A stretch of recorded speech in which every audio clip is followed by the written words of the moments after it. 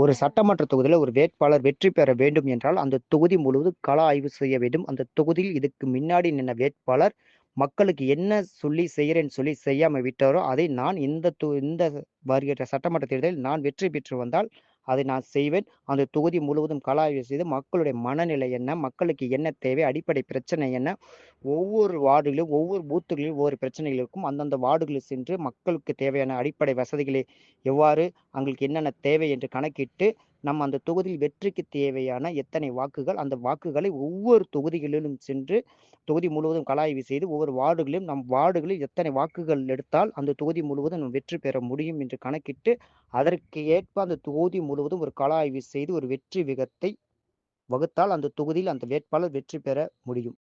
Thanks for வாட்சிங் my dear Shivappa families. மேலும் மேலும் இந்த மாதிரி சிவப்பா வீடியோஸ் வேணும்னா மறக்காமல் நம்ம சேனலை சப்ஸ்கிரைப் பண்ணி பெல் பட்டன் ஆன் பண்ணி வச்சுக்கோங்க. ஓம் நமக் சிவாய், சிவாய் நம ஃப்ரெண்ட்ஸ்.